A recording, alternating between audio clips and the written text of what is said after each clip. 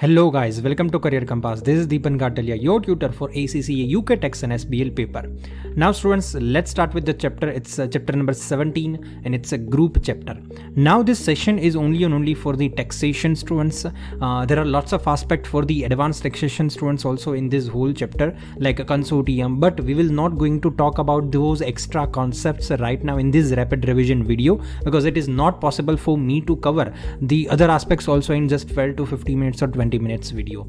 So if you are having any query for the as an advanced taxation students in the other aspects or any of the topic of this chapter, feel free to ask me personally.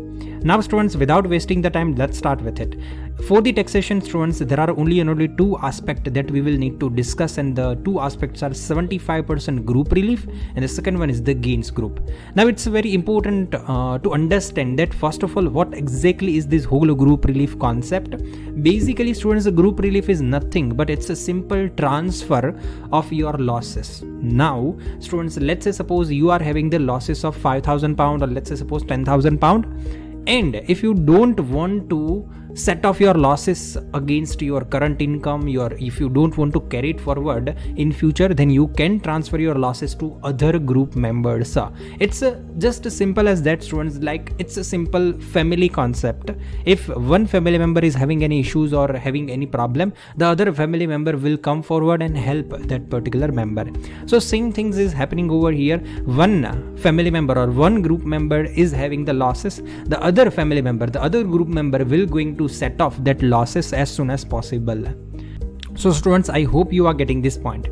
Now students, let's start with the first concept, which is the 75% group relief. Now students, is both the concept that we will going to learn, both the concepts are group relief, but the important distinction is that students, the 75% group relief that you can see over here in the screen will only cover the losses like trading loss, property loss, known trading interest deficit, management expenditures and excess QCDs, or those kind of the losses will be covered under 75% group relief, while the gains group will only cover the capital losses. Okay, so it's very important for you and for the examination purpose also to have a knowledge that at what particular time or for which particular losses which concept will be applied. Okay, then after students, first of all, let's start with the 75% group relief. Now students, lots of students are having the issue while solving the sum of the 75% group relief. Students, I would suggest that the only solution to have a command over this whole aspect is that student, first solution is that you should have the superb knowledge of all the losses rules. That means you should have the knowledge of the previous chapter as well as this chapter also. First of all, if you have knowledge students, you will have the clarity. You can think logically in the examination. Okay, that in the examination you can think that which options you are having and which option is the most beneficial according to the rules. And second thing is students, practice.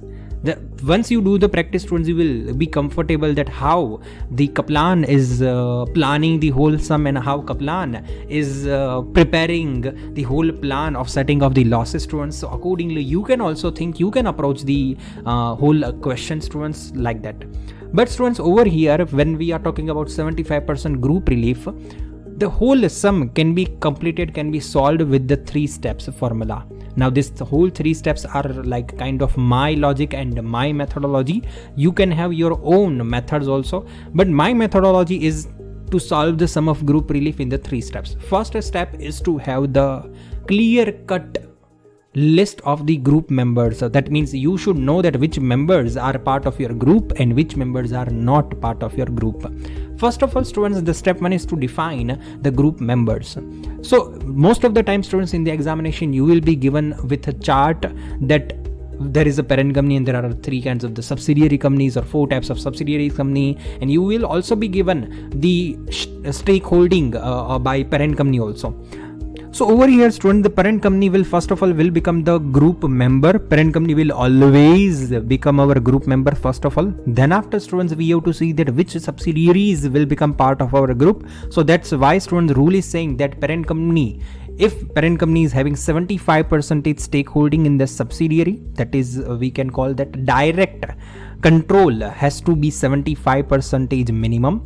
So that's why students, I have just written over here in a very summarized manner. I am not writing any kind of the detailed rules or definition of this whole group concept, but according to me, student, the rule is at the end is saying that parent company should have the 75% stakeholding into the direct subsidiaries. That means the direct control has to be 75%. Apart from that, students, if you are having a subsidiary or your subsidiary is also having some another subsidiary under that, that's called indirect control. So parent company should also have the indirect control of 75% in the subsidiary. If the subsidiary's indirect control is less than 75%, then that particular subsidiary cannot become part of your group.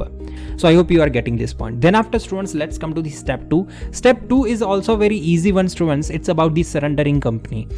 The step 2's name is nothing but it's a maximum loss that can be surrendered to the claimant company, or maximum loss that can be surrendered via the group relief.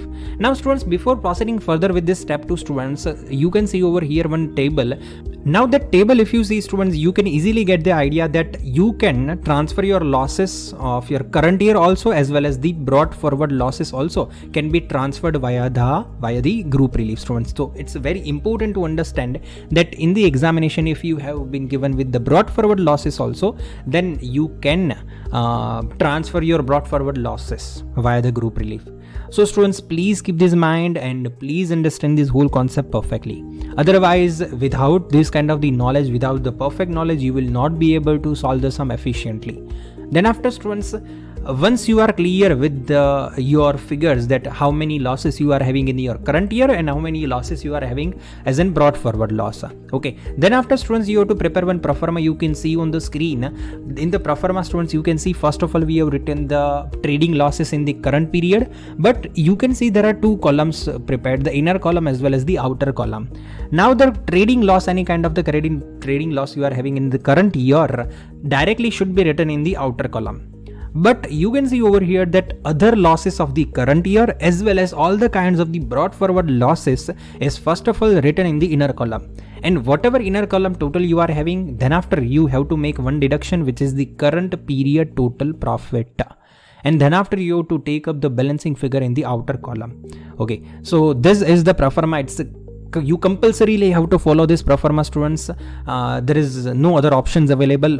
After preparing this whole proforma, whatever figure you are getting, students, that is the maximum amount that a surrendering company can surrender. Then after, students, let's come to the step 3. Step 3 is also very easy, students. Step 3 is talking about the claimant company.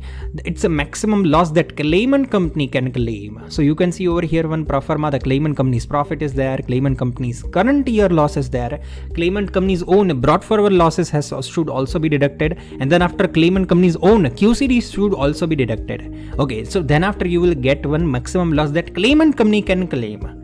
So once you are having the step 2 figure and step 3 figure, students, at the end the group relief figure will be simple, the lower amount of step 2 and step 3. Okay, so I hope you are getting this point. There are, students, also lots of planning points and everything is suggested in our notes, students. Other important things should be just reviewed once from our notes also, and our notes ebook link is given over here in the description, students. You can find it. Then after, students, here we can see, here we are done with this 75% group relief. One more thing, students, I forgot to tell you is that about the overseas company. Now, if you are having, like, let's say suppose an overseas company is there who is resident in the other countries, like, and the parent company is having the control of 80%. So we can say the parent company is having more than 75% control. So now this overseas company can become part of our group for formality purpose only, but this overseas company cannot transfer the losses to another companies, or the overseas company cannot claim the losses of other companies. So overseas company can become part, students. So if in the examination, if in the MCQ, if they ask you that how many companies are there in our group, so at that time you have to consider the overseas company. But if they are asking that how many companies can surrender or claim the losses in this whole group, then you should ignore the overseas company. Okay, so I hope you are getting this point. Now students, let's start with the next concept, which is the gains group. The first thing is that there are no such kind of the major losses available under gains group. There are only and only capital losses can be surrendered or claimed. But students, before proceeding further with the gains group concept, students, over here we first of all have to perform the step 1. Yes students, we first of all have to decide that which group members will become part of our gains group concept. Yes, so the rule is very simple students. We have seen in the 75% group relief that over there the rule was that parent company should have 75% direct holding as well as the 75% of indirect holding. Over here the rules is that parent company should have 75% stakeholding as in direct stakeholding in the direct subsidiaries, but with the case of the indirect subsidiaries, 50% indirect stakeholding should be there. So it's a kind of relaxation for the indirect stakeholding, and it's kind of the relaxation for subsidiaries.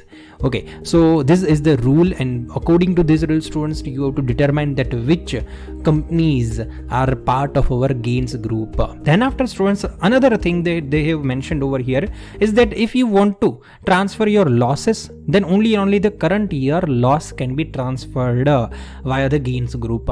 Not brought forward losses cannot be transferred. Okay, so it's a very easy students to understand or to determine how much loss is, how much capital loss a surrendering company can surrender and how much claimant company can claim. Okay, so it's a very easy because there are no such complexities like that. But I think students, I know that this is the benefit for any group, gains group members. It's a very easy thing students. Capital losses can be surrendered, claimed and transferred very easily. But there are other benefits also. The other benefits is students that if you are transferring your asset, if you are selling your asset to other group members, then in that situation student, that particular transfer will be considered as a no gain, no loss. Just like we were treating the transaction of husband-wife in the individual CGT. But students, at that time, students, what was happening is that if let's say suppose husband is transferring the asset to the wife, then whatever cost of husband was there, the same cost we usually take as an cost of wife, right? So it's like there is no such like issues. The cost of the previous owner will become the cost of the new owner. Okay, so that was the common rule, that was the easy rule over there we have seen. But over here students, what's happening is that let's say suppose there is an husband company and there is a wife company, both are the part of the group members, both are the part of one gains group. But students, once let's say suppose husband company is transferring the asset to the wife company, we know how to prepare the husband company's pro forma. It's a no gain no loss pro forma. So disposal proceed less cost is equal to no gain no loss. The disposal proceed amount will be same as your cost. So that is the no gain no loss pro forma students. You can see over here clearly in the screen.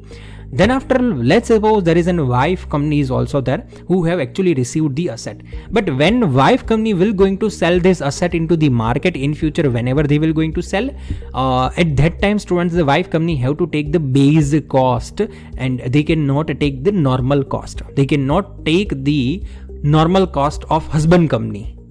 Okay, so they have to take the base cost. That means the cost will going to get deferred. But what exactly is the formula for the base cost over here students? The formula is very simple. Original cost of husband company plus indexation effect up to the point of the transfer. Okay, so this is the formula students. I hope you know that how to give the effect of indexation. Then after students, once this particular whole transaction is considered as a no gain no loss once, it doesn't mean that in future there will be no CGT liability and you don't need to worry. No students, there are two possibilities where the CGT liability can arise. The first possibility is, let's say suppose receiving company sells the asset outside the group. And students, the second possibility is more important, that it's, let's say suppose group company receiving the asset, who have received the asset, leaves the group while holding the asset. Okay, now second situation is nothing but, let's say suppose there is a wife company who have actually not sold any asset outside the group, or who still uses that asset for the business purpose. So basically we can say there are no disposals. So if there is no disposal, we cannot levy CGT, as simple as that. But that group company who is holding that asset is leaving the group, so we can say that as a whole group or the parent company is losing the control of that asset. So that's why there will be some kind of the punishment, and that punishment is called degrouping charge. Degrouping charge will arise in the second situation, students. Now for the taxation students, degrouping charge is not in their syllabus, so you don't need to worry. Okay, so I think that here we are done with this whole like kind of the second benefit also. But the third benefit is students rollover relief. It's a very easy to understand students rollover relief benefit, students. Let's say suppose there is one company who have sold the qualifying asset. And in generally what happens is that, let's say suppose there is an parent company who have sold the qualifying asset. So to claim the rollover relief in this whole transaction, they compulsorily have to purchase the new qualifying asset within a given time period. But over here the students gains, if you are part of gains group, if let's say suppose you parent company have sold the qualifying asset, but the parent company itself have not purchased the qualifying asset, but let's say suppose the subsidiary company have purchased the qualifying asset within a given time period, then we will going to give the rollover relief to parent company. Why? Because both the companies are part of one family, both the companies are part of the group. So if one company is selling the asset, other company is buying the asset, tada, you got the rollover relief. Done. That's it. It's not compulsory, student, that the company who is selling this qualifying asset, that company itself have to purchase the asset by themselves. No, it's not that. Both the entities, the selling entity and the purchasing entity, can be the different one, but both the entities has to be the part of your gains group. Okay, so I hope you are getting this point, but still if you are having any query, feel free to ask me. So students, basically we can say here we are done with these chapters also. But once again, as I told you students, the advanced taxation students can contact me personally. And students, if you are liking this concept, if you are liking this video, please subscribe to the channel and like this video. Thank you guys. Bye.